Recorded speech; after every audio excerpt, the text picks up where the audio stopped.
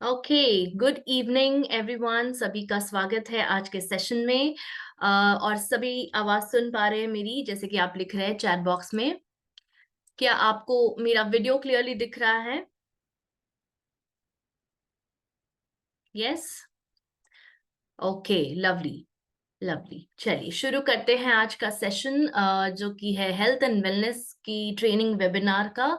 और आज हम एक ऐसा टॉपिक लेकर आए हैं डिस्कशन करने के लिए कि कौन सी ये बीमारी है, इसमें क्या होता है, क्या प्रॉब्लम्स आते हैं, क्या सिम्टम्स है, क्यों होती है ये बीमारी, और इसके लिए क्या प्रोडक्ट्स यूज कर सकते हैं जिससे आप जितना हो सके इस पेशेंट को रिकवर करने की कोशिश करें इस बीमारी से।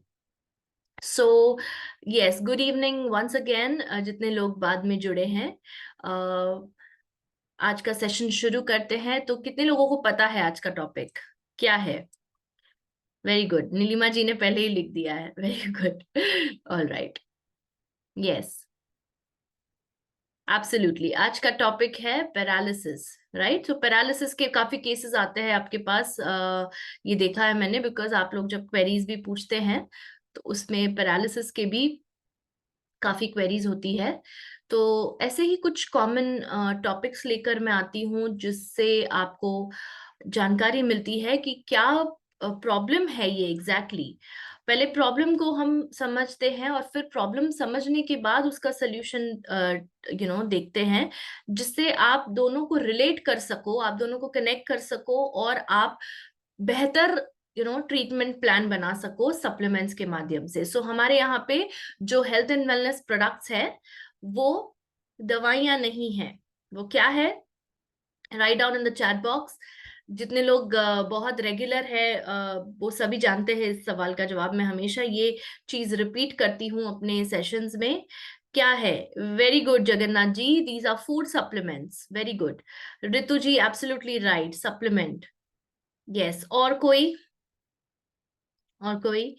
Yes, these are food supplements. आप बोलो इसको, आप इसको न्यूट्रास्यूटिकल्स बोल सकते हैं। न्यूट्रा और स्यूटिकल्स, फार्मास्यूटिकल्स का नाम सुना आपने? फार्मास्यूटिकल्स यानी कि दवाइयां, और न्यूट्रास्यूटिकल्स यानी कि जो न्यूट्रिशनल सप्लीमेंट्स होते हैं, जो हील करने के लिए लिए जाते हैं, जो बीमारी ठीक करने के लिए लिए जाते हैं, उनको न्यूट्रास्यूटिकल्स कहते हैं। इसको आप चाहे हर्बल सप्लीमेंट्स बोल सकते हैं, आप इसको आयुर्वेदिक सप्लीमेंट्स बोल सकते हैं, आप इसको हेल्थ एंड वेलनेस प्रोडक्ट्स बोल सकते हैं, बट प्लीज उसको दवाइयां मत बुलाइए। These are not medicine. Okay, so conventional medicine जो होती है वो एक सिर्फ डॉक्टर प्रिस्क्राइब कर सकते हैं, और हम जो प्रिस्क्राइब करते हैं वो फूड, हर्बल और आयुर्वेदिक सप्लीमेंट्स है, डाइटरी सप्लीमेंट्स है। Clear everybody? सभी को ये समझ में आ गया है, राइट? चलिए शुरू करते हैं आज का सेशन, जो एक ब्रेन रिलेटेड प्रॉब्लम पे है। यानी कि ब्रेन के अंदर ये प्रॉब्लम ब्रेन या रीढ़ की हड्डी में कोई प्रॉब्लम होने के कारण, यानी सेंट्रल नर्वस सिस्टम का कोई अगर प्रॉब्लम है तो ये प्रॉब्लम हो सकती है। और उस प्रॉब्लम का नाम है पैरालिसिस, यानी कि लकवा, लकवा मारना। राइट, एक मिनट, मैं अपना स्क्रीन शेयर कर रही हूँ। Yes, just let me no in the chat box अगर आप मेरा स्क्रीन देख पा रहे हैं। हम्म,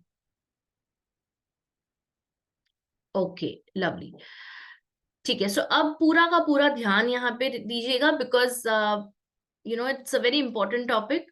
और मैंने जितना हो सके उतना सिंपल करने की कोशिश की है, क्योंकि ये एक बहुत टेक्निकल, बहुत कॉम्प्लिकेटेड इश्यू है, इसलिए। ठीक है, सो चलिए शुरू करते हैं आज का सेशन। और आज का सेशन जो है वो है पैरालिसिस के ऊपर, जिसको हम हिंदी में या आम भाषा में कहते हैं कि लकवा मारना।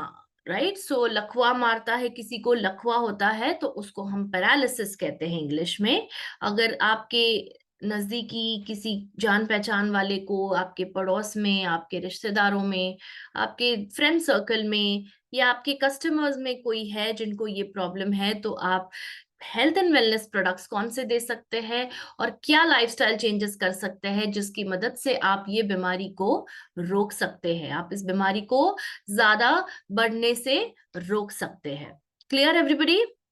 ओके, मेरा नाम है रिद्धि एंड मैं यहाँ पर सीनियर न्यूट्रिशनिस्ट हूँ, प्रोडक्ट ट्रेनर हूँ हेल्थ एंड वेलनेस के लिए। एंड मेरी कोशिश ये रहती है कि जितना हो सके नेचुरल तरीके से बीमारी ट्रीट कर पाऊं। बट ऑफ कोर्स उसके लिए कभी कभी कुछ कुछ चीजों में obviously we have to take support of allopathy. जब वो दोनों चीजें पैरेलली चलती है, सप्लीमेंट्स और मेडिसिन, तो रिकवरी जल्द हो जाती है। Okay, clear everybody? चलिए पहले जानते हैं कि पैरालिसिस क्या है। इसको हिंदी में जैसे मैंने कहा लकवा भी कहते हैं, और एक और नाम है इसका, वो है पक्षाघात। पक्षाघात, इसको पैरालिसिस के नाम से हम जानते हैं, राइट? अब ये जो है, जस्ट वन सेकेंड, हाँ ओके। अब ये जो है वो क्यों होता है, क्या होता है इसमें, क्या एग्जैक्टली इसका मेन कैरेक्टरिस्टिक है या मेन सिम्टम है, वो मैं बताने जा रही हूँ आपको।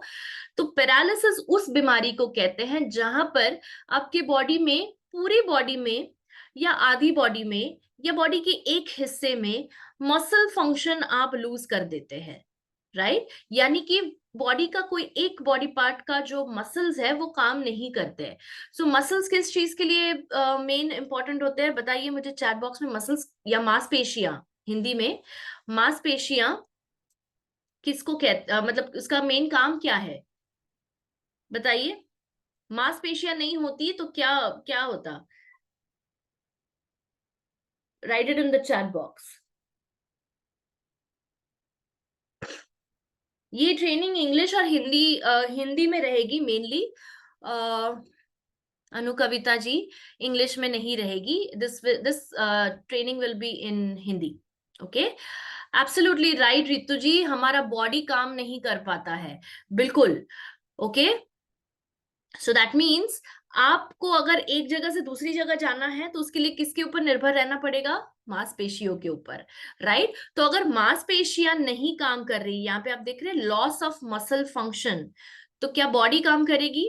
नहीं करेगी, क्योंकि मांसपेशियां ही बॉडी को चलाती है। ऑफ कोर्स बोन्स भी चलाते हैं, जॉइंट्स भी चलाते हैं, पर उसके आसपास जो मसल्स होते हैं वो रिलैक्स, कॉन्ट्रैक्ट होकर आपका मूवमेंट आसान कर देते हैं, बिल्कुल।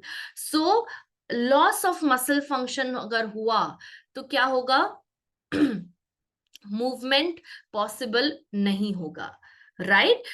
तो ये एक सिम्टम है पैरालिसिस का, मूवमेंट सिंपल नहीं होता है पैरालिसिस में। ओके, ये क्यों होता है लॉस ऑफ मसल फंक्शन, मांसपेशियों का काम क्यों रुक जाता है या अटक जाता है? क्योंकि नर्वस सिस्टम, जो आपका पूरा नर्वस सिस्टम है, जो brain, sensory organ, spinal cord, ये सारी चीजों को कनेक्ट करता है, वो ठप पड़ जाता है, राइट? वो डैमेज हो जाता है। इसका मेन मुख्य कारण पैरालिसिस का है damage to the nervous system. वो चाहे कोई भी तरीके से हो सकता है, उसके बहुत सारे कारण हैं नर्वस सिस्टम डैमेज होने के। जैसे कि एक है स्मोकिंग, राइट? स्मोकिंग के कारण आपका नर्वस सिस्टम बंद हो सकता है या डैमेज हो सकता है। एक्सीडेंट्स, एक्सीडेंट के कारण आपकी रीढ़ की हड्डी में या ब्रेन में प्रॉब्लम आता है, राइट? फिर और बहुत सारे हैं, कुछ ड्रग्स की वजह से, कुछ मेडिसिन की वजह से, कुछ ऐसा सैचुरेटेड डाइट आप लेते हैं, मतलब अनहेल्दी डाइट लेते हैं, उसके कारण। There are many reasons behind it, कुछ टॉक्सिसिटी के कारण, कुछ पॉइजनिंग के कारण, ये सारे मेन रीजंस है इसके। ओके, मेन अगर नर्वस सिस्टम को नुकसान पहुंचता है तो मसल्स काम करना बंद कर देते हैं। अब आगे की स्लाइड्स में हम देखेंगे कि कहाँ कहाँ पर हो सकता है ये, तब आपको इसका समझ में आएगा, राइट?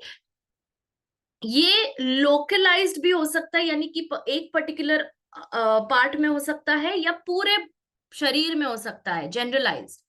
ये पार्शियल भी हो सकता है या कंप्लीट भी हो सकता है, यानी कि ये एक जगह पे यानी लोकलाइज हो सकता है, या जनरलाइज यानी पूरी बॉडी में हो सकता है।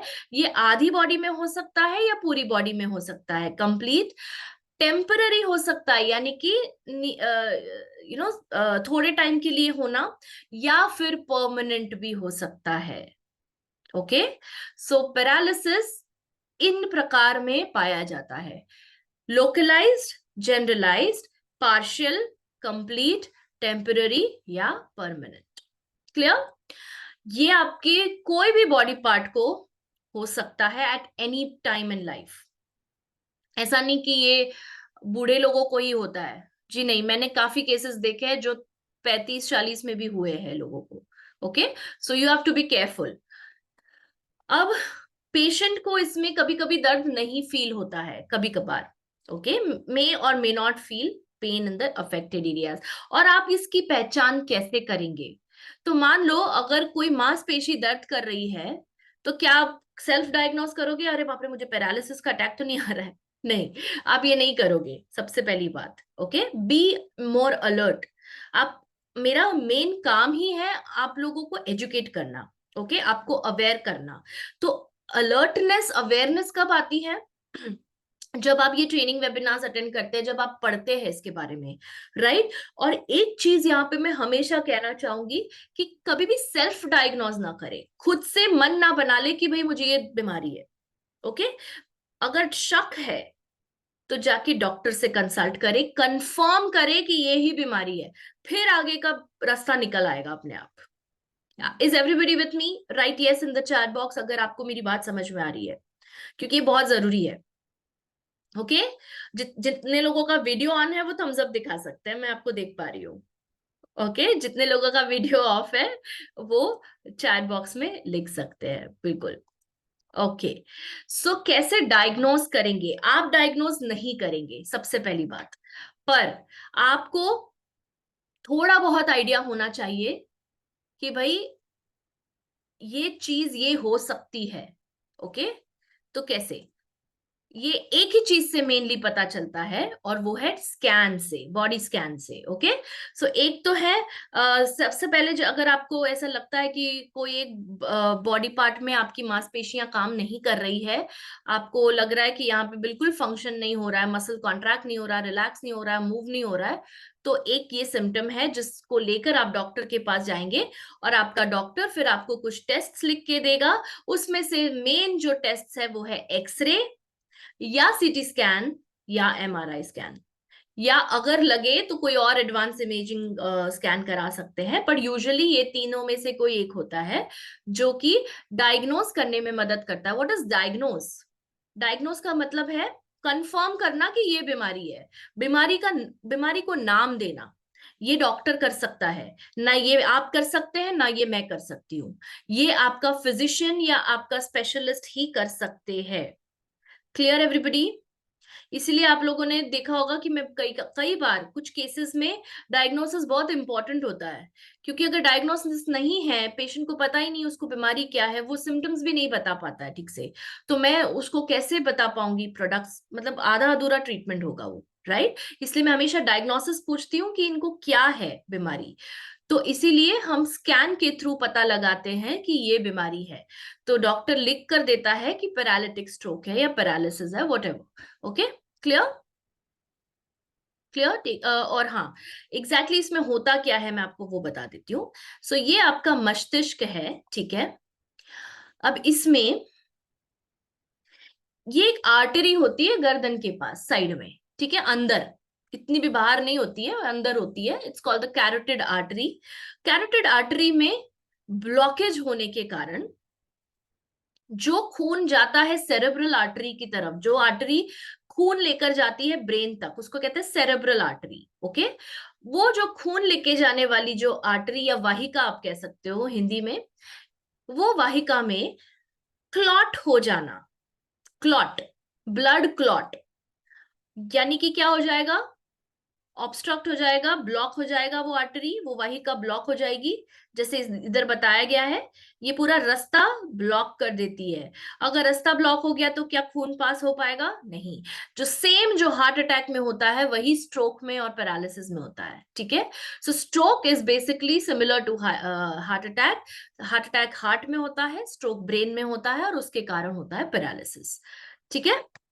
सो स्ट्रोक होने के कारण जब बॉडी के मसल्स काम करना बंद कर देते हैं, उस कंडीशन को हम कहते हैं पैरालिसिस। क्लियर?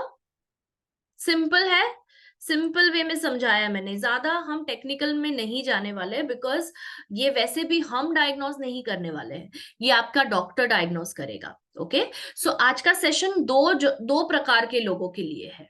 आप कहाँ पर फिट होते हैं आप देखिए। ठीक है, yes everybody, thank you so much, आप यस लिख रहे हैं। ओके, अब मैं यहाँ पे कुछ इंपॉर्टेंट बताने जा रही हूँ। ओके, चैट बॉक्स अब हो गया। ओके तो ये दो प्रकार के लोगों का के लिए इंपॉर्टेंट है। एक है जिनको पैरालिसिस नहीं हुआ है पर उनको रोकना है। उनको नहीं चाहिए कि पैरालिसिस हो, क्योंकि आज की जीवन शैली ऐसी है ना कि कभी भी कुछ भी हो जाता है, राइट। सो प्रिवेंशन वाले लोग इस कैटेगरी में आते हैं जिनको नहीं हुआ है। दूसरी कैटेगरी वाले हैं जिनको हो चुका है पैरालिटिक स्ट्रोक, पैरालिटिक अटैक आ चुका है, पैरालिसिस है अभी भी हाल प्रेजेंटली, पर उनको वो रिकवर करना है या उससे हील होना है। ठीक है, सो दो प्रकार के लोग हैं। ओके, सो इनमें से कौन सी कैटेगरी में आप हो वो आप डिसाइड करेंगे, पर मेरे कहने का अर्थ ये है कि आप दोनों के लिए, दोनों प्रकार के लोगों के लिए आज का सेशन है। ठीक है, क्योंकि आप ये प्रोडक्ट से प्रिवेंट भी कर सकोगे पैरालिसिस, यानी रोक सकोगे, और मैनेज भी कर सकोगे, यानी कि इसको कम भी कर सकोगे, ट्रीट भी कर सकोगे। Clear, clear everybody?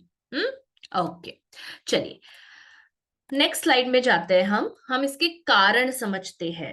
कारण समझना जरूरी है, जब कारण समझेंगे तो ये चीज को प्रिवेंट कर सकेंगे, मैनेज कर सकेंगे। ओके, तो ये सारे मुख्य कारण हैं एक पैरालिटिक स्ट्रोक या पैरालिटिक अटैक आने के पीछे। एक तो है brain injury,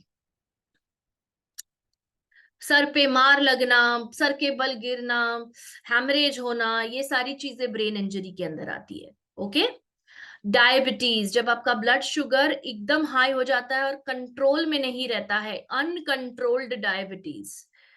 please please please diabetic patients अगर आप हो यहाँ पर रूम में, मैं रिक्वेस्ट करूंगी कि प्लीज इसको प्राधान्य दे कि आप अपना ब्लड शुगर लेवल्स कंट्रोल में रखें। ओके, नर्व इंजरी, अगर आपके नर्व्स में इंजरी हुई है, मे बी एक्सीडेंट होने के कारण, मे बी कोई और रीजन से, कुछ टॉक्सिन्स बॉडी में जाने के कारण, वट एवर, नर्व इंजरी जब होती है तब पैरालिसिस होने का रिस्क बढ़ जाता है, बिकॉज आपके नर्व सेल्स डाई होने लगते हैं, मरने लगते हैं, डैमेज होने लगते हैं। ठीक है, ब्रेन ट्यूमर के केसेस में भी पैरालिसिस हो सकता है। जिनको मस्तिष्क के सेल्स का कैंसर है उनको बहुत ध्यान रखना है। ओके, अगर आपका ब्लड प्रेशर अनकंट्रोल रहता है 160, 170, 180, 190, 200, it will have an impact on the nerves. Okay, इसका सीधा सीधा असर आपकी खून की वाहिकाओं के ऊपर होगा, आर्टरीज के ऊपर होगा। Okay, spinal cord injury, one of the main reasons behind paralysis और स्ट्रोक। जब आपकी रीढ़ की हड्डी जो यहां से गर्दन से जाती है कूल्हे तक, राइट, जो रीढ़ की हड्डी है उसको हेल्दी रखना है। क्या हम ऐसे बैठते हैं? जी हाँ, हम ऐसे बैठते हैं। क्या हम ऐसे सोते हैं अचानक से उठते हैं? जी हाँ, हम करते हैं ये। तो ये तो बहुत बड़ी गलती करते हैं हम, बिकॉज रीढ़ की हड्डी को हम किसी भी तरह से मिसयूज कर रहे हैं, है ना। फिर अचानक से उठ बैठे हैं और अचानक से उठ जाते हैं, रीढ़ की हड्डी को तकलीफ पहुंचती है। और इसी के साथ साथ कोई, अगर आप कोई स्पोर्ट्स में हो, कोई ट्रैकिंग वेकिंग के प्रोफेशन में हो, स्टंट, स्टंटमैन वगैरह होते हैं जो ऐसे प्रोफेशन में होते हैं जिनको डैमेज होने की बहुत ज्यादा ज्यादा रिस्क होते हैं, उनको खास करके ध्यान देना है। ओके, स्पाइनल कॉर्ड को प्रोटेक्ट करना है। स्पाइनल कॉर्ड यानी रीढ़ की हड्डी। Blockage of artery in brain, brain के तक जो जाती है वाहिका, खून वाहिका, उसके अंदर ब्लॉकेज होने के कारण स्ट्रोक आता है, और स्ट्रोक होने के कारण मसल लॉस मसल फंक्शन नहीं हो पाता है, तो उसको पैरालिसिस में, मतलब वो चीज पैरालिसिस में कन्वर्ट हो सकती है। ठीक है, brain stroke. Okay, so blockage of artery leads to brain stroke. Clear? Take a screenshot, फिर आगे बढ़ते हैं। ओके, अब टाइप्स ऑफ पैरालिसिस समझ लेते हैं क्या है। ठीक है, कितने प्रकार की पैरालिसिस है? वैसे काफी है, स्पैस्टिक है और स्पैजम्स आते हैं उसके अंदर, बहुत सारे हैं, बट मेन चार जो है वो समझ लेते हैं हम क्या है। ठीक है, ये जो भी नीले रंग का पोर्शन आपको दिख रहा है, ठीक है, ये नीले रंग का जो पोर्शन है वो पैरालिसिस से अफेक्टेड एरिया है। मतलब ये हिस्से में पैरालिसिस हुआ है, तो उसको अगर सपोज सिर्फ एक पैर में या एक हाथ में होता है, दोनों में से कोई एक, तो उसको कहते हैं मोनोप्लेजिया। ओके, अगर बॉडी के आधे हिस्से में होता है, ये सबसे कॉमन पैरालिसिस है, उसको कहते हैं हेमीप्लेजिया। हेमी यानी हाफ। ओके, सो बॉडी का आधा हिस्सा पैरालिसिस से अफेक्ट हुआ है, आधा हिस्सा लकवा मार चुका है, तो उसको हेमीप्लेजिया कहते हैं। ये सबसे कॉमन पैरालिसिस अटैक है। ठीक है, तीसरा है पैराप्लेजिया। पैराप्लेजिया यानी कि अभी आपने इस आधे हिस्से को तो देख लिया, लेफ्ट और राइट, पर अब अप डाउन के हिसाब से देखेंगे, तो अगर निचला हिस्सा या ऊपर का हिस्सा लकवा मार चुका है तो उसको पैराप्लेजिया कहते हैं। और अगर दोनों हाथ और दोनों पैर में लकवा मारा है तो उसको कहते हैं क्वाड्रीप्लेजिया। ठीक है, मोनोप्लेजिया जहां पे एक ही हाथ या एक ही पैर अफेक्ट होता है, हेमीप्लेजिया यानी कि एक साइड का पूरा हिस्सा अफेक्ट होता है, पैराप्लेजिया दोनों लेग्स अफेक्ट होते हैं, और क्वाड्रीप्लेजिया जहां पे चारों लिम्स, दो हाथ दो पैर अफेक्ट होते हैं, उसको कहते हैं क्वाड्रीप्लेजिया। ठीक है, तो सबसे कॉमन कौन सा है? हेमीप्लेजिया। ठीक है, आधा हिस्सा बॉडी का काम नहीं करता, लकवा मार जाता है, या पक्षाघात होता है जो इसका दूसरा नाम है। ठीक है, स्क्रीनशॉट।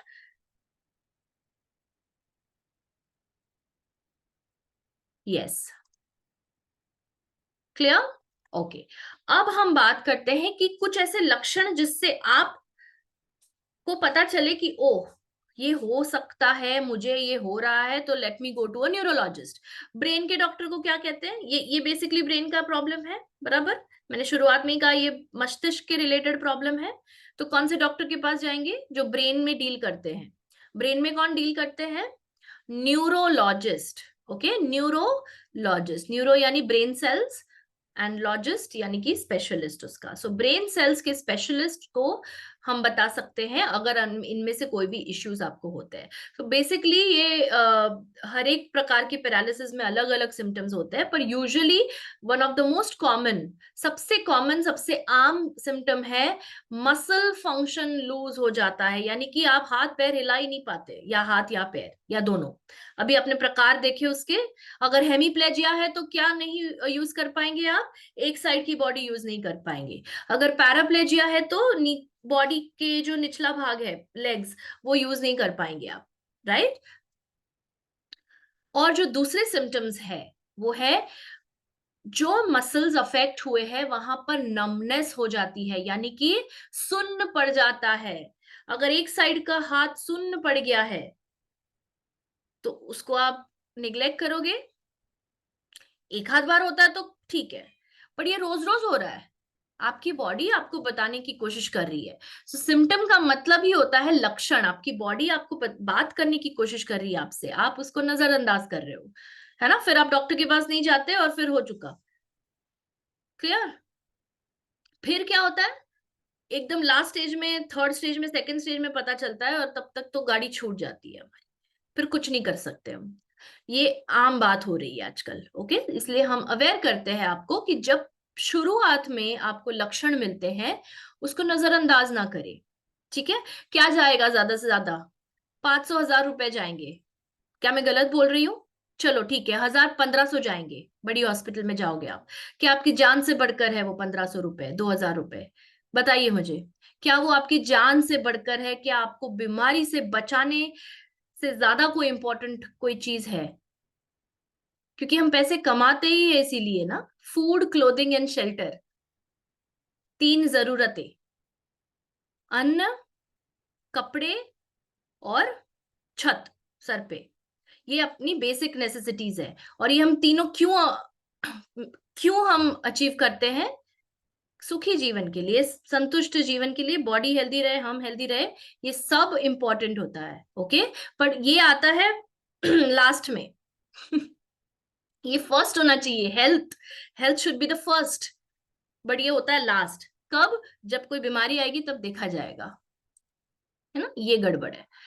ये चीज को मिटाना है। Okay, and that is why I need your support. तो नमनेस हो जाता है अगर बॉडी के एक हिस्से में अगर सुन्न पड़ जाता है। सो एक बार हो रहा है, 2 बार हो रहा है, ठीक है, बट अगर बार बार हो रहा है ये, please go to a doctor, please. Okay. Secondly, muscles weak हो जाते हैं, आपको लगता है कि पैरों में बिल्कुल भी जान नहीं रही है, चल नहीं पाती हूँ पहले की तरह, राइट? वो एक वीकनेस का साइन है। मसल लॉस होने लगता है, आपको विजिबली दिखता है कि आपके पैर पतले हो रहे हैं, दुबले हो रहे हैं, मसल लॉस हो रहा है, मेरा पूरे बॉडी में मसल लॉस हो रहा है। Sorry. This is a sign, okay. Stiffness, कंधा अकड़ना, या एक साइड का कंधा अकड़ गया, हाथ अकड़ गया, ना, मसल्स की जो जकड़न होती है, वो स्टिफनेस कहते हैं उसको। एंड इनवॉलेंट्री स्पैजम्स, यानी कि कभी भी मसल क्रैम्प आना, कभी भी नस पे नस चढ़ जाना, ये सब आम बातें हो जाती है। आपकी बॉडी आपको कह रही है कि प्लीज ध्यान दो, कुछ तो गड़बड़ है। ओके। सो ये सारी चीजें होती है पैरालिसिस में। इनवॉलेंट्री क्रैम्प्स या ट्विचेस, जैसे मैंने अभी आपको कहा कि नस पे नस चढ़ जाना, या कपकपी आना, आंखें निचली ओर, ये बहुत सीवियर केसेस में होता है, बट हाँ, ये भी एक सिम्टम है, आंखें नीचे की तरफ झुकने, इस तरह से ऐसे होने लगती है, ठीक है। और बैलेंस करने में और चलने में दिक्कत होती है। Take screenshot.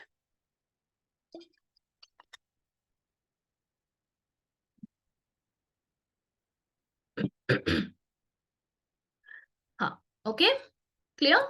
Now let's see the main products for this problem. इस प्रॉब्लम से कैसे बचा जा सकता है, या कैसे इसको कम किया जा सकता है। प्रिवेंट यानी बचा जाना, बचना उस चीज से, और मैनेज यानी कि कम करना। ओके, उस बीमारी का प्रभाव कम करना, उसको कहते हैं मैनेज, ठीक है। सो नेचर यानी कुदरत के पास कुछ ऐसे हर्ब्स है, और एक हर्ब आप देख पा रहे हो यहाँ पर, इसका नाम क्या है? ये मूली नहीं है, हाँ प्लीज, बाय द ये मूली नहीं है, रेडिश नहीं है, ये है जिनसेंग। ओके। सो जिनसेंग एक चाइनीज हर्ब है, जो कि बहुत ही ज्यादा पावरफुल है when it comes to brain related issues, ठीक है। ऑलराइट, चलिए आज की श्रेणी देख लेते हैं हम। ये है पैरालिसिस से बचने की प्रोडक्ट्स की श्रेणी। तो हेल्थ एंड वेलनेस प्रोडक्ट्स में ये 4 प्रोडक्ट्स आपको, एक और है मैं शायद ऐड करना भूल गई हूँ, बट हाँ, मैं आगे बताऊंगी आपको कौन से है वो। इसमें एक जूस भी है, आई थिंक इसमें नहीं आया है वो, बट ठीक है, these are the main 5 products. Okay, आगे बढ़ते हैं। फर्स्ट प्रोडक्ट लेते हैं हम, जो सबसे पहले आप लोगे दिन की शुरुआत में। आपका दिन की शुरुआत होगी 16 बेरीज जूस के साथ, क्योंकि 16 बेरीज जूस, जैसे कि नाम है इसका, आपको समझ में आ गया होगा क्या काम करेगा ये। इसके अंदर बेरीज है, ओके।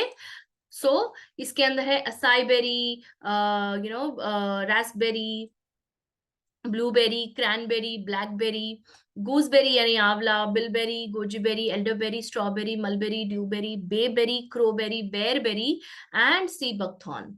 ये सारी बेरीज है जो नेचर में मिलती है। कितनी खाते हैं हम इसमें से? कितनी कितनी जानते हैं आप इसमें से? शायद ये एक गूसबेरी यानी आंवला, ओके। ये एक सुना होगा आपने, कहाँ गया? Strawberry, okay. रास्पबेरी सुना होगा, राइट। मलबेरी यानी सेतुर, ये सुना होगा, गांव में मिलता है, ओके। सीबकथॉर्न भी सुना होगा, बट यूजुअली खाने में नहीं आता है ना। और दूसरा है अपना, हाँ, क्रैनबेरी, ठीक है। ज्यादा से ज्यादा ब्लूबेरी।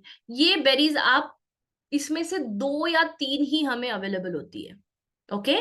पर इनमें इतने गुण हैं कि आपके नर्वस सिस्टम के प्रॉब्लम को, स्पेशली स्ट्रोक और पैरालिसिस, इनको कंट्रोल करने की क्षमता रखता है ये प्रोडक्ट। ठीक है, देखते हैं कैसे। इसके हेल्थ बेनिफिट्स देख लेते हैं। It helps in the treatment of paralysis and stroke. क्यों? वो देखेंगे हम। क्योंकि इसके अंदर है ब्रेन प्रोटेक्टिव इफेक्ट, यानी कि ये ब्रेन को प्रोटेक्ट करता है, और ब्रेन और नर्व सेल्स को न्यूरॉन्स भी कहते हैं, तो अगर ये शब्द आगे आएगा तो समझ जाइए ये नर्व सेल्स की बात हो रही है, ठीक है। आपके बॉडी में ब्रेन है और नर्व सेल्स है जो ब्रेन को कनेक्ट करते हैं, राइट। अगर उसमें कोई खराबी हुई, तकनीकी खराबी जैसे हम कहते हैं, अगर उसको डैमेज हुआ या वो काम नहीं कर रहा है ठीक से, बिकॉज ऑफ द कॉजेस, जो कारण आपने देखे, उसके कारण ब्रेन डैमेज हो सकता है और स्ट्रोक और पैरालिसिस आना स्वाभाविक हो जाता है। बेरीज के अंदर वो क्षमता होती है, क्योंकि उनके अंदर होते हैं एंथोसाइनिन्स, ये नाम के जो कंपाउंड्स होते हैं वो ब्रेन को प्रोटेक्ट करते हैं। ये इसके अंदर एंटीऑक्सीडेंट और एंटी इंफ्लेमेटरी चीजें होती है, जो आपके पैरालिसिस की डाइट में ये बहुत इंपॉर्टेंट होता है। प्रॉब्लम ये है बेरीज का कि हम इनमें से सिर्फ 2 या 3 बेरीज खा सकते हैं। एक आंवला हो गया और एक स्ट्रॉबेरी हो गया, ज्यादा से ज्यादा सेतुर हो गया, ठीक है। बाकी की बेरीज का हमें गुण मिलते ही नहीं है। इसीलिए 16 बेरीज जूस आपको लेने की सलाह दे रही हूं, जिससे आपको ये सारे बेरीज के एक्सट्रैक्ट मिले, सारे एंटीऑक्सीडेंट्स मिले। जो सी बकथॉर्न में है वो बिलबेरी में नहीं है, वो बिलबेरी में है, वो क्रैनबेरी में नहीं है, जो क्रैनबेरी में है वो एल्डरबेरी में नहीं है, एल्डरबेरी में जो है वो आंवला में नहीं है, राइट। सो हर एक चीजों का आपको तत्व मिले, राइट। तो antioxidant and anti inflammatory compounds आपके पैरालिसिस के जर्नी में बहुत इंपॉर्टेंट रोल निभाते हैं, ओके। और बेरीज के अंदर है वो, और ये बॉडी से टॉक्सिन्स निकालते हैं, सेल्स को प्रोटेक्ट करते हैं और सेंट्रल नर्वस सिस्टम को प्रोटेक्ट करते हैं डैमेज से, ताकि और आगे नुकसान ना हो, और ब्रेन डैमेज ना हो, और नर्व सेल्स डैमेज ना हो, और पैरालिसिस वहीं पे रुक जाए, आपका आगे ना बढ़े, सीवियर ना हो जाए, ठीक है। अगर ज्यादा सीवियर हुआ तो रिटर्न होना यानी रिवर्स करना बहुत मुश्किल हो जाता है। पर अगर फर्स्ट स्टेज, सेकंड स्टेज या माइल्ड पैरालिसिस स्ट्रोक आया है तो वो रिकवर भी हो जाता है, ओके। न्यूरोप्रोटेक्टिव इफेक्ट है, यानी कि जितने भी न्यूरॉन्स डैमेज हो जाते हैं, may be because of any reason, की एक्सीडेंट हुआ है, ट्रॉमा हुआ है, जो भी रीजन है, स्मोकिंग की वजह से हुआ है, तो वो न्यूरॉन्स को रिपेयर करने में मदद करता है, हील करने में मदद करता है। कैसे कंज्यूम करना है इसको? 15 ml जूस लेना है 250 ml पानी में, 250 ml यानी कि छोटा ग्लास, ओके। सो छोटा ग्लास पानी में 15 ml जूस मिलाना है, इसको अच्छे से मिक्स करके नाश्ता करने से पहले लेना है, daily, daily before breakfast. It is an amazing juice to protect your brain. Take screenshot of this. 16 berries juice जो है, 15 ml जूस लेना है 250 ml पानी में, बिफोर ब्रेकफास्ट, नाश्ता करने से पहले, यानी कि जो सबसे पहली चीज आप ग्रहण करोगे, सेवन करोगे, वो है 16 बेरीज जूस। इसके पहले आप जो भी ले रहे हैं, गर्म पानी वगैरह, सबका अलग अलग रूटीन होता है, दिनचर्या होती है। तो सुबह में अगर आप गर्म पानी ले रहे हैं वो कंटिन्यू करिए, पर मैं कह रही हूँ कि कुछ चीज ग्रहण कर रहे हैं, उसमें सबसे पहला होना चाहिए आपका 16 बेरीज जूस, खाली पेट। Clear? Yes Bhairav ji, but not really. ये हार्ट के डायरेक्ट रिलेशन में नहीं है, हार्ट के लिए दूसरे प्रोडक्ट्स है, बट इनमें से बहुत ज्यादा, मतलब इनमें से मोस्ट ऑफ द प्रोडक्ट्स आप देखोगे हार्ट के लिए भी आप कर सकते हैं यूज, ठीक है। यस, नॉर्मल पानी में ले सकते हैं, इसको कोई गर्म पानी में लेने की जरूरत नहीं है, बिकॉज बेरीज है, बेरीज के अंदर जो एंटीऑक्सीडेंट्स है वो आप नॉर्मल पानी में ही लेना, मैं प्रेफर करूंगी, सजेस्ट करूंगी आपको, ठीक है। चलिए, फर्स्ट प्रोडक्ट हो गया बिफोर ब्रेकफास्ट वाला। अब हम बात करते हैं आफ्टर ब्रेकफास्ट क्या देना है, ओके। तो ये है आज का मेन प्रोडक्ट, और मेन प्रोडक्ट दो है, ये एक है उनमें से, वो है स्ट्रेस रिलीवर कैप्सूल्स। जैसे कि नाम है इसका, ये ब्रेन के रिलेटेड काम करेगा, बराबर। इसके अंदर है शंखपुष्पी, ब्राह्मी, सर्पगंधा, टगर, त्रिफला, अश्वगंधा और जटमानसी, ये सारे आयुर्वेदिक हर्ब्स है, ओके। इसके हेल्थ बेनिफिट्स पे एक नजर घुमा लेते हैं, हर एक इंग्रेडिएंट के ऊपर आऊंगी मैं।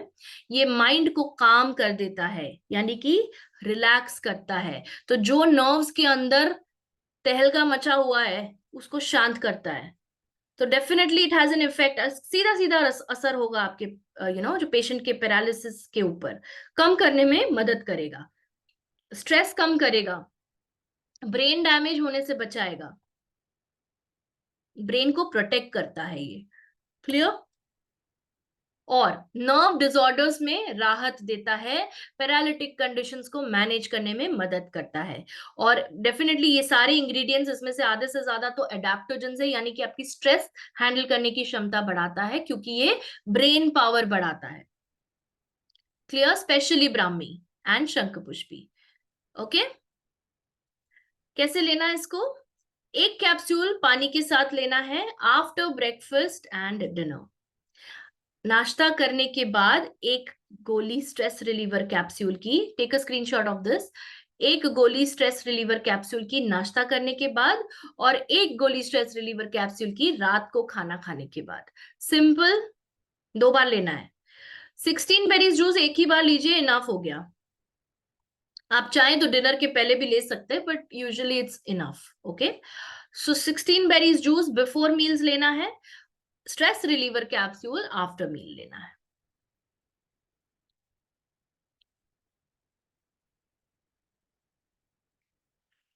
ठीक है, अब इंग्रेडिएंट्स के फायदे देख लेते हैं। चलिए, शंख Pushpi.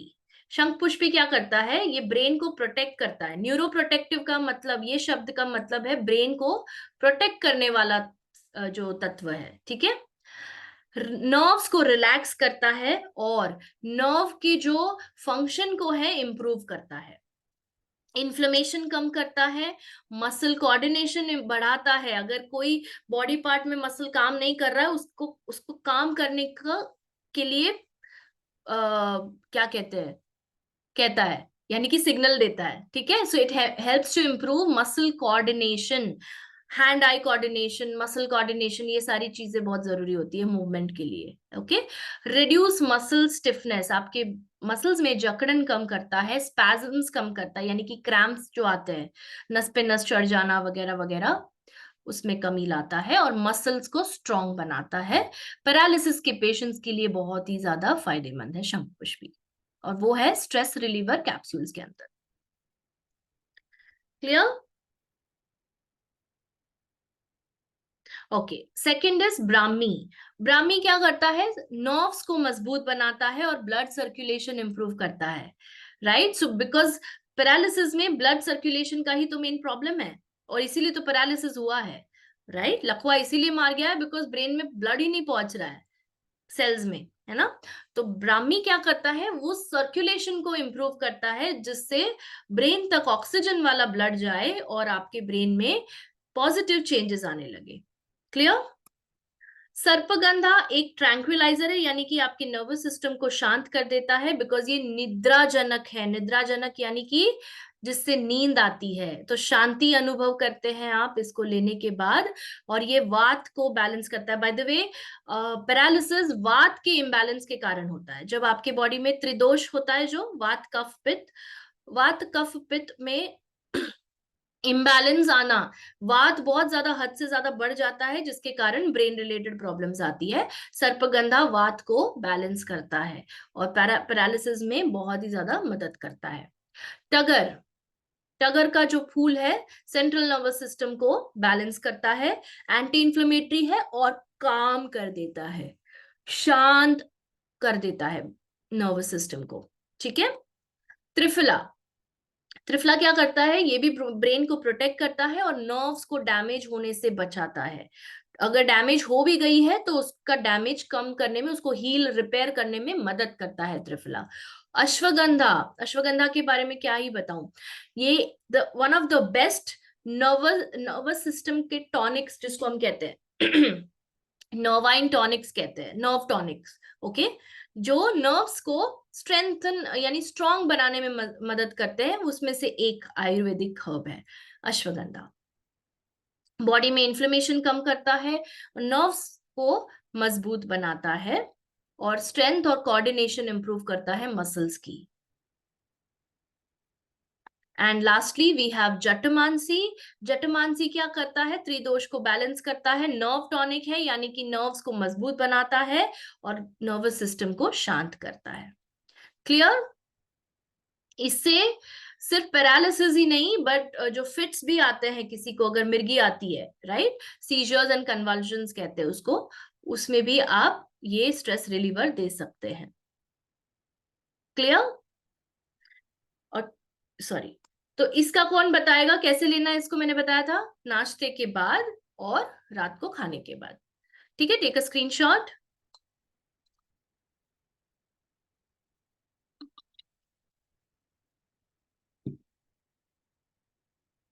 Okay, now the third product. अब हम तीसरे प्रोडक्ट पे आए हैं, ये भी मेन प्रोडक्ट है, प्लीज इसको ये जो प्रोडक्ट है हेल्प करेगा आपके ब्रेन को रिकवर होने में पैरालिसिस से। ओके, तो ध्यान से सुनिएगा ये प्रोडक्ट के बारे में, और आप समझ ही चुके होंगे मैं इसी की बात कर रही हूँ, 9 power drops. Okay, 9 power drops जैसे इसका नाम है, इसके अंदर 9 इंग्रेडिएंट्स है, 9 हर्ब्स है। कौन कौन से 9 इंग्रेडिएंट्स है इसके अंदर? जिनसेंग, अश्वगंधा, सफेद मुसली, शतावरी, गिलोय, कौच बीज, जायफल, केसर और विदारी कंद। ये हर्ब्स है, हर्ब्स यानी कि जड़ी बूटियां हैं, वनस्पति से ली जाने वाली जड़ी बूटियां। Okay, and it's high time now, बहुत देर कर दी है हमने, पर हमने अपने ही साइंस को बहुत कम समझा है, आयुर्वेदा को बहुत कम समझते हैं हम। बहुत पावरफुल साइंस है ये, 5,000 साल पुराना साइंस कभी भी कम नहीं हो सकता है। अब वो वक्त आ चुका है कि हम आयुर्वेदा को रिस्पेक्ट से देखें, और इन सारे हर्ब्स पे इतना हम स्टडी करें कि हम जितना हो सके नेचुरली अपनी बॉडी को हील कर सकते हैं। ओके, सो ये 9 हर्ब्स जो आप देख रहे हैं, जिनसेंग, अश्वगंधा, सफेद मुसली, शतावरी, गिलोय, कौच बीज, जायफल, केसर और विदारी कंद, ये 9 जो हर्ब्स है कैसे हेल्प करते हैं पैरालिसिस में, आइए देखते हैं। ये नर्व डैमेज को protect, in one of the main reasons behind paralysis is nerve damage. आप मानते हैं कि नहीं? आपकी स्पाइनल कॉर्ड में इंजरी हुई है, चाहे ब्रेन में हुई है, पर आपके नर्व सेल्स ही डैमेज हुए हैं, है ना? तो नर्व डैमेज को से बचाता है 9 power drops. Okay, paralytic stroke के पीछे नंबर 1 रीजन है नर्व डैमेज। ये रिकवरी एनहांस करता है, यानी कि जो ठीक होने की कोशिश कर रहा है पैरालिसिस से, उसको अगर 9 पावर ड्रॉप्स देंगे आप, वो जल्दी से रिकवर होगा, along with their allopathic medicine. Okay, मैं हमेशा ये बोलती हूँ कि प्लीज सपोर्ट सिस्टम की तरह ट्रीट करिए इसको। ओके, इसके अंदर 9 पावरफुल जड़ी बूटियां हैं जो त्रिदोष को बैलेंस करती है और रिकवरी कराती है, एंड ये ब्रेन को प्रोटेक्ट करते हैं, और एंटी इन्फ्लेमेटरी है, यानी कि इन्फ्लेमेशन कम करते हैं ब्रेन में। कैसे लेना है इसको? दिन में 2 बार लेना है। 250 ml पानी, यानी कि छोटा ग्लास, 250 ml पानी में 5 बूंद डालना है 9 पावर ड्रॉप्स का, और दिन में 2 बार लेना है। लंच करने से पहले, यानी दोपहर के खाने से पहले 1 ग्लास पानी जिसमें 5 बूंदे डाली है, और एक रात के खाने से पहले, रात को खाने से पहले 9 पावर ड्रॉप्स 5 बूंदे 1 ग्लास पानी में डालकर लेनी है। क्लियर? समझ में आया मैं क्या कह रही हूँ? ज्यादा मुश्किल नहीं हो रहा है ना आपको? 5 बूंदे 1 ग्लास पानी में, लंच के पहले और डिनर के पहले। आप अगर तुरंत पहले भी नहीं ले रहे कोई बात नहीं, बीच में भी ले सकते हैं, लंच और डिनर के बीच में, शाम का जो समय होता है चाय के आसपास का, 5-6 बजे के आसपास, वो टाइम पे भी ले सकते हैं, और वैसे ही सुबह में भी ले सकते हैं आप 10-11 के आसपास। ठीक है, इन सभी हर्ब्स को देखते हैं एक एक करके। वार्म वाटर में नहीं, आप नॉर्मल वाटर में लीजिए, कोई इश्यू नहीं है, नॉर्मल वाटर में लीजिए। ओके, आई होप आपने स्क्रीनशॉट ले लिया है। अब मैं नेक्स्ट स्लाइड पे जा रही हूँ। जिनसेंग, जिनसेंग कैसे मदद करता है? ये आपके मसल्स की मूवमेंट को रिकवर करता है। पैरालिसिस में मसल मूवमेंट अफेक्ट होते हैं, इंसान व्हीलचेयर पे आ जाता है या बिस्तर पे आ जाता है, राइट? सो पैरालिसिस में सबसे इंपॉर्टेंट सिम्टम क्या है? Loss of muscle movement. Muscles काम ही नहीं कर पाते, मोटर फंक्शन ही नहीं हो रहा है आपका, चल फिर नहीं पा रहे हो, हाथ नहीं हिला पा रहे हो, पैर नहीं हिला पा रहे हो, है ना? सो पैरालिसिस में, चाहे वो फेस का पैरालिसिस है, चाहे वो शरीर का पैरालिसिस है, 9 पावर ड्रॉप्स के अंदर जो जिनसेंग है वो हेल्प करता है आपके मसल फंक्शन को, मोटर फंक्शन को रिस्टोर करने में, रिकवर करने में। ठीक है, गिलॉय, गिलॉय के अंदर है वात को बैलेंस करने की क्षमता। वात को बैलेंस करके ये पैरालिसिस जैसे न्यूरोलॉजिकल कंडीशन पे कंट्रोल पाता है, और नर्व्स के डैमेज को भी रिपेयर करता है, और ब्लड सर्कुलेशन इंप्रूव करता है गिलॉय। तीसरा है सफेद मुसली। सफेद मुसली एक नर्व टॉनिक है, यानी कि नर्व्स को मजबूत करता है और रिलैक्स करता है। शतावरी वात दोष बैलेंस करता है और नर्व्स को एकदम तरोताजा रिवाइटलाइज कर देता है, फिर से एक्टिवेट करना, इसको कहते हैं रिवाइटलाइज। ठीक है। कौच बीज वात दोष को कम करता है, यानी कि बैलेंस में लाता है। जायफल या नटमेग, जायफल कितने लोगों को पता है कि नींद के लिए हम देते हैं ना, दूध में जायफल मिलाकर देते हैं, बराबर। तो जायफल बेसिकली आपके बॉडी में एक ऐसा हार्मोन पैदा करता है, उसका नाम है सेरोटोनिन, जो कि आपको शांति प्रदान करता है। सो नर्व्स, जब आप अंदर से शांत रहोगे तब आपके नर्व्स भी ज्यादा एकदम ज्यादा वे में एग्रेवेटेड नहीं रहेंगे, एजिटेटेड नहीं रहेंगे, यानी कि बहुत ज्यादा काम नहीं कर रहे आपके नर्व्स, उसको भी रिलैक्सेशन मिलता है, उसको भी रेस्ट मिलता है। ठीक है, वो होता है जायफल से।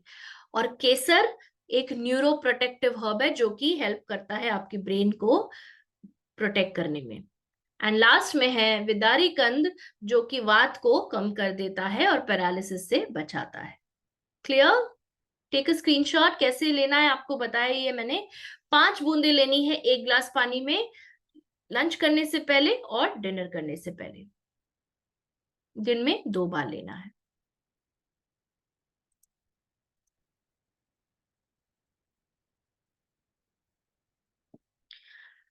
और लास्ट के 2 प्रोडक्ट्स हैं जो कि सप्लीमेंट्री प्रोडक्ट्स हैं। ओके, मेन प्रोडक्ट्स कौन से थे?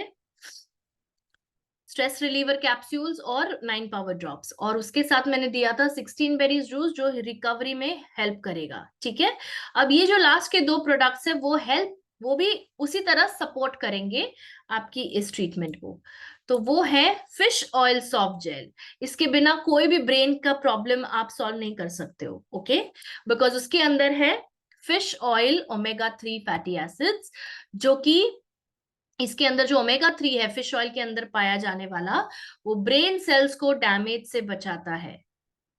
Second, nerve damage. Omega 3 fatty acids के ऊपर जो रिसर्च हुआ है उसमें पाया गया है कि ये नर्व डैमेज से बचाता है, प्रिवेंट करता है nerve damage,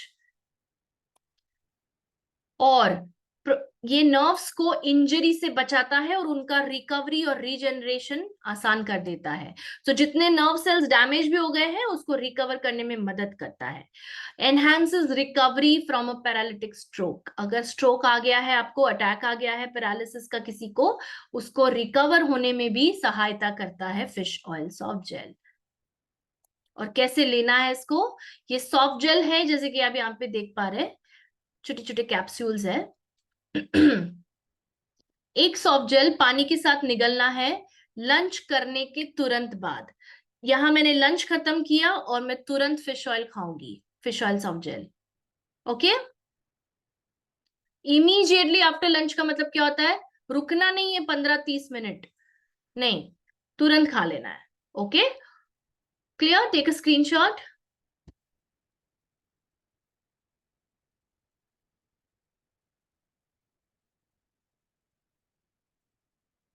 okay, and the last product is, any guesses? Okay, ये बहुत ही एक्सपेक्टेड था, क्योंकि ये ब्रेन के रिलेटेड जो जितने भी इश्यूज है, आप आंख बंद करके दे दीजिए curcumin super advance.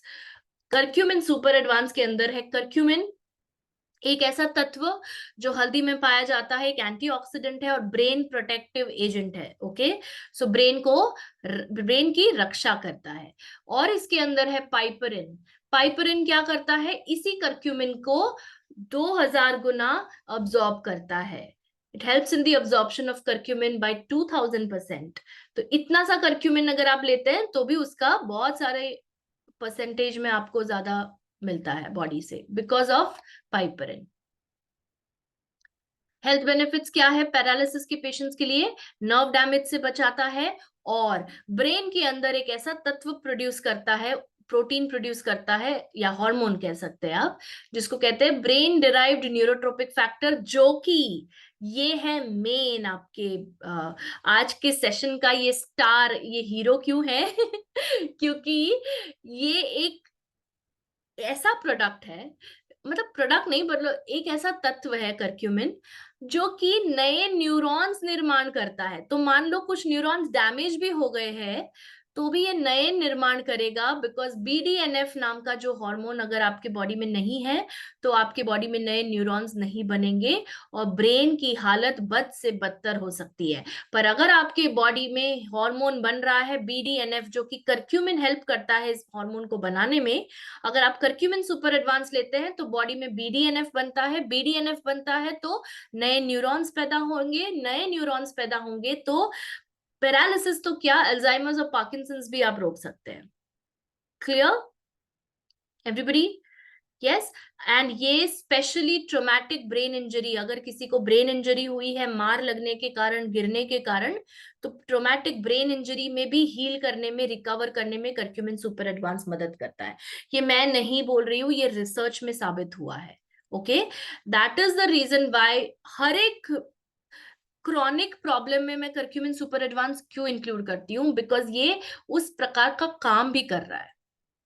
Okay, so one of the main reasons of paralysis is traumatic brain injury. कोई ट्रॉमा के कारण सर पे चोट लगना, सर पे मार लगना, गिर जाना, सर के बल, वटेवर, जो भी केसेस में सर पे इंजरी हुई है, तो वो मस्तिष्क के तक गई है अगर वो इंजरी, तो उससे उसको उभारने में मदद करता है करक्यूमिन सुपर एडवांस। कैसे लेंगे आप? लंच करने से 15 से 30 मिनट के गैप के बाद लेंगे। सो लंच करने के तुरंत बाद आप फिश ऑयल सॉफ्ट जेल लोगे, और उसके 15 से 30 मिनट के बाद आप लोगे करक्यूमिन सुपर एडवांस की एक गोली। सॉरी, ये सॉफ्ट जेल नहीं है, ये टैबलेट है, यहाँ पे गड़बड़ है। ओके, सो 1 टैबलेट पानी के साथ लंच करने से 15 मिनट बाद। सो अब कौन रिकैप करेगा पांचों प्रोडक्ट्स का? बताइए मुझे, सिर्फ नाम जानना चाहती हूँ 5 प्रोडक्ट्स का। शॉर्ट फॉर्म में भी लिख सकते हैं, कोई प्रॉब्लम नहीं है।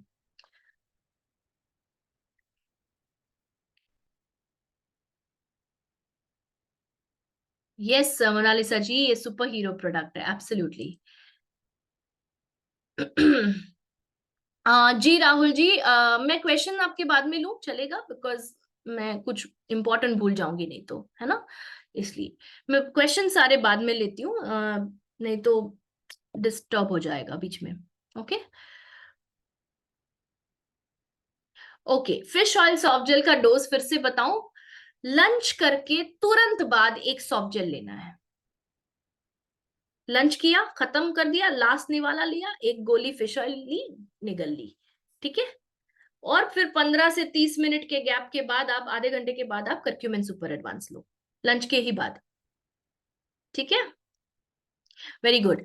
Okay, 16 berries juice, stress reliever capsules, 9 power drops, fish oil soft gels and curcumin super advance. Very good, super, आप सबके लिए तालियां। ओके, सो अब आप अपने लेवल पे कर पाएंगे? अगर कोई पैरालिसिस का पेशेंट, मुझे ये जानना है जरूर, यस नो ही आना चाहिए आंसर। क्या आप अपने लेवल पे एटलीस्ट ये बेसिक प्रोडक्ट्स दे पाएंगे? यही तो मेन मेरा काम है, ट्रेनिंग देने का, नहीं तो मुझे ऐसा लगेगा मैं अपने काम में ठीक नहीं हूं, है ना? तो फिर आपको कहीं और जाने की जरूरत नहीं है, आपको पता है कि मेरे पास पैरालिसिस का पेशेंट आया है, तो ये 5 प्रोडक्ट्स तो मैं दूंगी ही दूंगी, या दूंगा ही दूंगा, राइट? सो ये आपके मेन 5 प्रोडक्ट्स है। Clear? Very good, super, yes. जितने लोगों ने यस लिखा है, amazing, and I am really proud of you. आज की ट्रेनिंग का फायदा दिखना चाहिए, ठीक है? ओके संदीप जी, आपका सवाल लास्ट में ले रही हूं मैं। Okay, alright, clear? And now we come to the last section, और वो कौन सा सेक्शन है? Lifestyle tips to prevent and manage paralysis. So paralysis को रोकना आपके हाथ में है, जी हाँ। ऐसा नहीं है कि भाई ये तो मुझे नसीब में लिखा हुआ आया है, ऐसा कोई बीमारी नहीं है जो नसीब में लिखी होती है, हम उसको पैदा करते हैं। इवन इफ अगर आपके जीन्स में लिखा हुआ है कि आपको पैरालिसिस होगा या स्ट्रोक होगा या हार्ट डिजीज होगा, कैंसर में होगा, बिकॉज आपके पेरेंट्स को है, उसको रोकने की क्षमता आपके अंदर है। अग्री और नो? जीन्स सब कुछ नहीं है, आपका लाइफस्टाइल, आपका एनवायरनमेंट इंपॉर्टेंट है। क्लियर?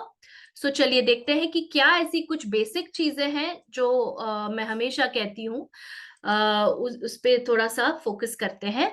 अगर आपको कभी भी पैरालिसिस जैसी बीमारी नहीं चाहिए, स्ट्रोक जैसी बीमारी नहीं चाहिए, ब्रेन को कोई डैमेज नहीं पहुंचाना है, तो ये 5 चीजें करिए, 6 चीजें। ओके?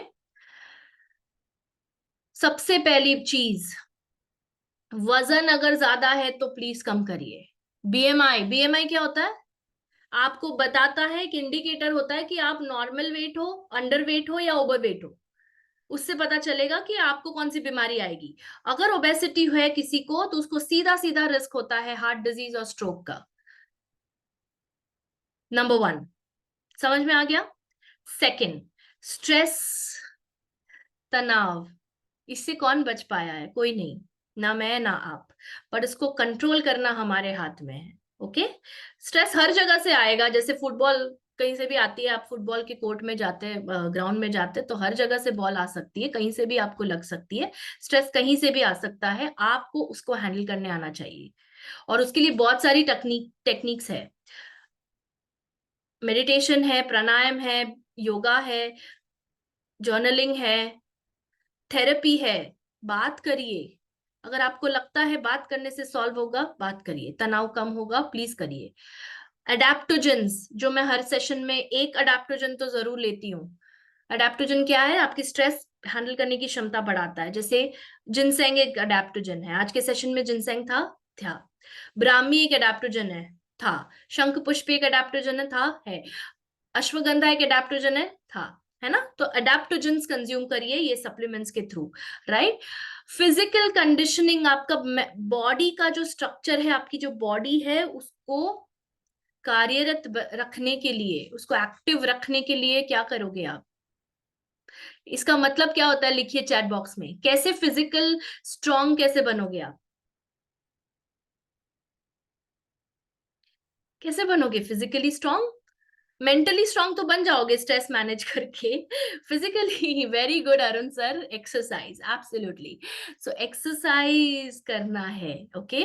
ताकि मसल्स स्ट्रांग रहे, और मसल्स, कुछ भी बॉडी में हो जाए तो मसल्स पहले अफेक्ट ना हो। ओके? Avoid smoking. आप स्मोक ना करते हो कोई बात नहीं, बहुत अच्छी बात है। पर अगर आप किसी और का छोड़ा हुआ धुआं ले रहे हैं, passive smoking, that is equally bad. Okay? So active या passive smoking in any form is dangerous. Regular use, अगर आपको बीपी है, प्लीज बीपी मॉनिटर करिए, बिकॉज अगर बीपी कंट्रोल के बाहर गया तो भी स्ट्रोक या पैरालिसिस हो सकता है। और हाँ, हाइपरटेंशन के जो मेडिसिन ले रहे हैं उसमें चोरी नहीं करनी है, प्लीज कंटिन्यू योर मेडिसिन जब तक आपके डॉक्टर उसको रोकने के लिए नहीं कहते। ओके? एंड एक्सरसाइज की तो मैं ऑलरेडी बता चुकी हूँ आपको। सो यस, ये कुछ 5 चीजें हैं जो आपको ध्यान रखनी है। ऑलराइट? और उसी के साथ मैं ये सेशन एंड करना चाहूंगी, and I would like to say thank you to each one of you. आप जितने 200 लोग हैं यहाँ पर, सभी को थैंक यू। एंड अब आपके सवाल लेना चाहूंगी। 1 second.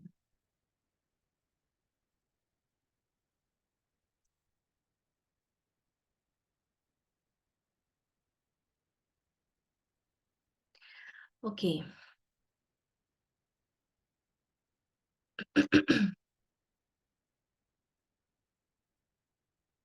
Thank you Manmohan sir, आप इतना प्यारे मैसेजेस लिखते हैं, बहुत अच्छा लगता है। थैंक यू, और वहीं से एनर्जी मिलती है हमें। एंड ओके, चलिए क्वेश्चंस देख लेते हैं। हम्म क्या दवाई लेने की कोई आयु सीमा है? गुलजार जी, मैं ये इसका एक ही तरीके से जवाब देना चाहूंगी। मैं तो चाहती हूँ कोई ना ले दवाई, ओके? बट वैसे अगर आप शुरुआत में नहीं थे तो मैं आपको बता दूं, ये दवाइयां नहीं है, ये फूड सप्लीमेंट्स है। ओके? मैंने शुरुआत में ये बताया था फर्क दोनों में। तो फर्क क्या है? दवाइयां तब ली जाती है जब प्रॉब्लम ऑलरेडी हो चुकी है। सप्लीमेंट्स तब दिए जाते हैं जब प्रॉब्लम नहीं हुई है पर उसको रोकना है। ओके। हाँ, मैनेजमेंट के लिए भी ले सकते हैं, पर मेनली सप्लीमेंट्स इसीलिए दिए जाते हैं ताकि कोई प्रॉब्लम ना हो। मुझे एक बात बताइए, जब गर्भावस्था में डॉक्टर तीन चीजें देते हैं, फोलिक एसिड, आयरन और B12, ये तीन चीजें देते हैं, वो सप्लीमेंट है। वो सप्लीमेंट है क्यों? क्योंकि प्रेगनेंसी अच्छी रहे आपकी, है ना। सो क्या कोई प्रॉब्लम आई? नहीं आई, पर वो ना हो इसके लिए सप्लीमेंट दिया जाता है। तो ये दवाई या नहीं है, सबसे पहले आपका क्वेश्चन चेंज करिए आप, क्या सप्लीमेंट्स लेने की कोई आयु सीमा है? जी नहीं, कोई आयु सीमा नहीं है। पर हम जितना हो सके प्रॉब्लम से रिलेटेड ही, जो प्रॉब्लम हमको प्रिवेंट करनी है, जो रोकनी है, उसी के रिलेटेड सप्लीमेंट लेंगे हम। ठीक है। मैं नहीं चाहती कि आप 10 12 20 सप्लीमेंट्स एक साथ लें, बिल्कुल, मैं बिल्कुल नहीं कह रही हूँ ये। मैं सिर्फ इतना कह रही हूँ जितना जरूरी है, जो आपके लिए है, वो सप्लीमेंट्स आप ले लीजिए ताकि आपकी हेल्थ बरकरार रहे। Okay.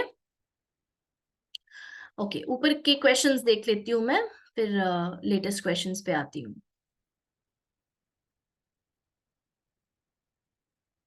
Thank you Ritu ji. How many times a day curcumin? Once a day. Bibu ji, एक ही बार लेना है, ओके, लंच के बाद। हाँ मनोज जी, अगर फिश ऑयल सॉफ्ट जेल नहीं है तो क्रिल ऑयल दे सकते हैं, बिल्कुल बिल्कुल दे सकते हैं, कोई प्रॉब्लम नहीं है, क्योंकि दोनों में ही ओमेगा 3 फैटी एसिड्स है, दोनों में हेल्प करेगा। ओके, किसी ने पूछा था, हाँ संदीप जी पूछते हैं कि प्रेग्नेंट लेडीज को दे सकते हैं क्या मैम फिश ऑयल? मेरा आंसर आपको पता होगा। प्रेगनेंसी और ब्रेस्ट फीडिंग के दौरान मैं कुछ एडवाइस नहीं करती, मैं ही नहीं, आयुष मंत्रालय या जो भी गवर्निंग बॉडीज है कहते हैं कि during pregnancy and lactation please avoid any supplements. क्यों? नंबर वन रीजन, उस पे रिसर्च नहीं हुआ है। क्या कोई भी प्रेग्नेंट लेडी अलाउ करेगी मैं, हाँ भाई आओ मुझ पे रिसर्च करो? नहीं। Okay, and secondly it goes against the human rights, तो हम नहीं करते हैं research during pregnancy and lactation. इसके लिए इनफ डेटा नहीं है ये बताने के लिए कि प्रेगनेंसी में दे सकते हैं या नहीं। ठीक है, सो मेरा आंसर यही है कि on a safer side please do not give in pregnancy and lactation. Breast feeding के दौरान क्यों मना करते हैं? क्योंकि स्तनपान करने के दौरान मिल्क से भी कुछ तत्व है जो क्रॉस कर जाते हैं बैरियर। ओके, सो मिल्क से भी कुछ हर्ब्स बच्चे तक जाएंगे अननेसेसरीली, बच्चे को क्यों जिनसेंग या ये हर्ब से आपको इनकाउंटर करवाना है, राइट? सो इसीलिए प्रेगनेंसी और लैक्टेशन में हम नहीं देते। Okay, next question is,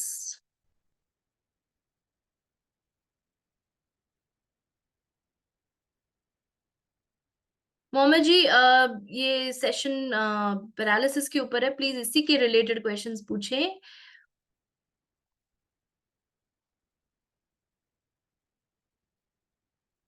okay, I think ऊपर के कोई क्वेश्चंस नहीं है अब। हाँ, राहुल जी का क्वेश्चन बस एक ही रह गया था। यदि ब्रेन में ट्यूमर बन रहा है तो क्या ये सारे प्रोडक्ट काम करेंगे? बिल्कुल काम करेंगे। ब्रेन में ट्यूमर है तो ये सारे प्रोडक्ट्स में से दीजिए आप curcumin super advance and 9 power drops, and thirdly आप इसमें इंक्लूड करिए wheat grass juice. Okay, SHPL का वीट ग्रास जूस आप ले सकते हैं। और हाँ बिल्कुल, एडवांस एस्पल्स भी दे सकते हैं। सो ये सारे ब्रेन को ट्यूमर से बचाने के लिए है। अब मैं नए मैसेजेस के ऊपर आ रही हूँ नीचे।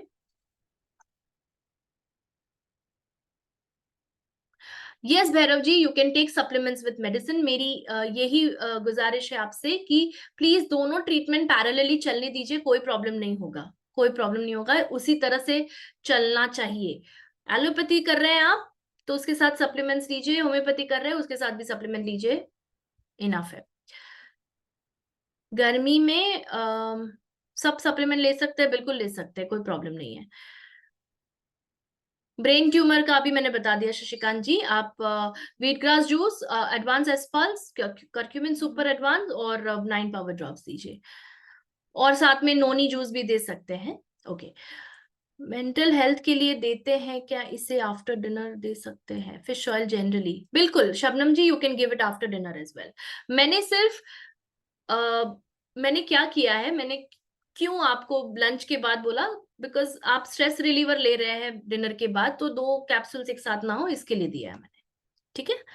बट आप दे सकते हैं, कोई प्रॉब्लम नहीं है। Sinus, okay. अंग्रेजी दवा चालू रखेंगे आप?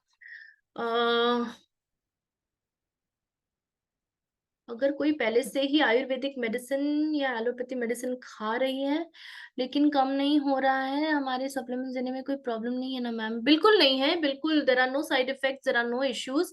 एक बार आप सोनाली जी, एक बार आपके पास तो मेरा नंबर है ही, प्लीज मुझे एक बार उनके रिपोर्ट सेंड कर दीजिए अगर आपको कुछ और जानना है इसके बारे में, ठीक है। मतलब उस पेशेंट को क्या और हेल्प करेगा वो मैं बता पाऊंगी आपको। थैंक यू बीबू जी। हाँ अरुण जी, 16 बेरीज नहीं लेना है तो कोई बात नहीं, आप एडवांस एस्पल्स अगर आपके पास एडवांस एस्पल्स पड़ा है तो आप एडवांस एस्पल्स लीजिए, कोई प्रॉब्लम नहीं है। 80+ है अवनीश जी, पेशेंट 80+ है। I would like to know his other medical problems. आपने लिखा है बीपी है, but also let me know अगर उनको शुगर हाई है क्या। Okay.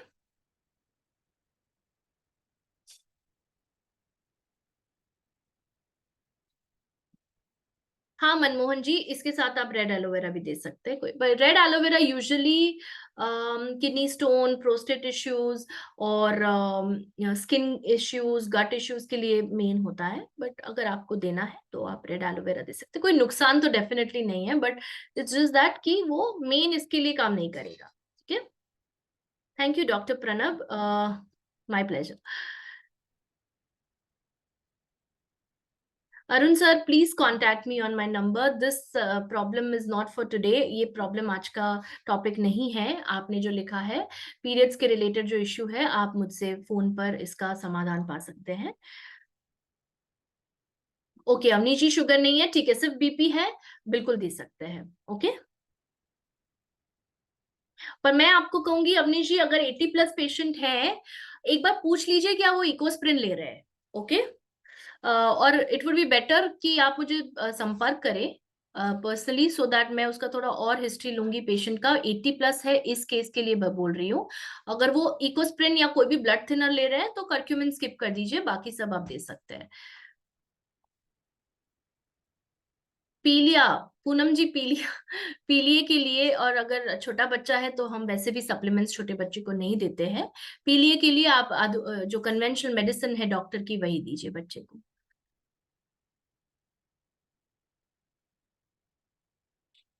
Stress reliever is useful for sinus, not really. Okay. Sinus के लिए आप दीजिए, you can give neem tulsi and you can give garlic soft gel. Okay.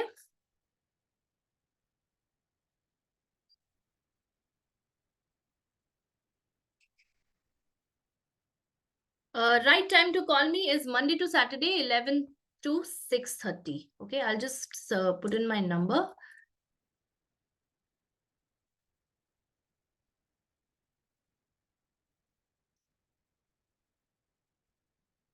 हाँ,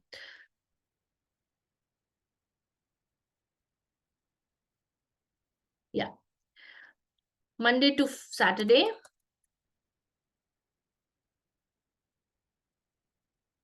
11 to 6:30। Clear?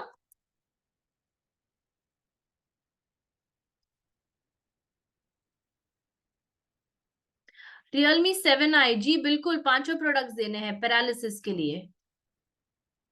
Yes summer ji, stress reliever capsule sleeplessness के लिए भी दे, mainly उसी के लिए दिए जाते हैं। It's given for the same problem.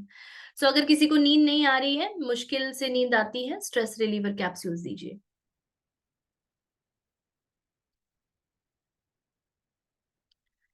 Poonam जी, आप किस जूस के बदले पूछ रही हैं? सॉरी, मैंने कुछ मिस किया। अगर अगर छोटे बच्चे को पीलिया हो जाता है उसके लिए क्या दे? मैम आपको समझना होगा, ये दवाइयां नहीं है, ये सप्लीमेंट्स है। सप्लीमेंट्स किसको देते हैं हम? 12-13 साल के ऊपर के लोगों को देते हैं। तो आप पहले मुझे उनकी एज बताइए, या फिर आप मुझे कांटेक्ट करिए, नंबर पे मैंने दिया हुआ है चैट बॉक्स में, क्योंकि ये जनरल एडवाइस हो जाएगी, उसमें मैं आपको शायद हो सकता है कुछ और डाइटरी एडवाइस दे दूं, right. Ritu ji, very good. What a coincidence, मेरी नेक्स्ट ट्रेनिंग जो होगी वो है फैटी लिवर के ऊपर। नेक्स्ट मंडे जो ट्रेनिंग होने वाली है वो होगी फैटी लिवर के ऊपर। आपने भी वही लिखा है कि प्लीज लिवर के ऊपर ट्रेनिंग करिएगा। कोइंसिडेंटली वही करने वाली हूँ मैं। लिवर का कौन सा इश्यू है अगर आप मुझे बता पाए, बट मैं नेक्स्ट मंडे को ट्रेनिंग जो करूंगी वो है फैटी लिवर के ऊपर।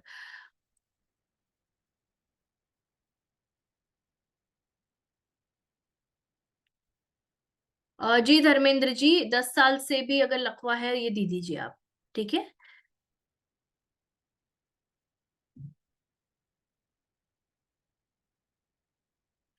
Rahul sir, CP, are you talking about cerebral palsy? Yes, अगर सेरेब्रल पाल्सी बोल रहे हैं आप राहुल जी, प्लीज इसको ये करिए। क्या नाम, सीपी मतलब क्या कहने की कोशिश कर रहे हैं आप? Cerebral palsy? अगर सेरेब्रल पाल्सी है तो यस, ये पांचों प्रोडक्ट्स दे सकते हैं, same products.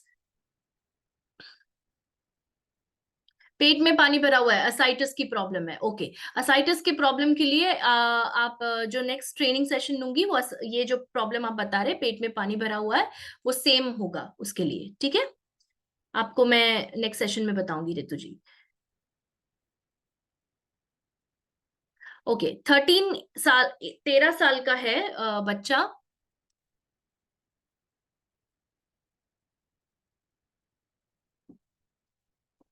Ajay sir, please don't give your phone numbers to anybody. Next time if I see it, I will have to remove you from the meeting. मुझे किसी के भी नंबर्स यहाँ पे एक्सचेंज किए हुए नहीं दिखने चाहिए, प्लीज।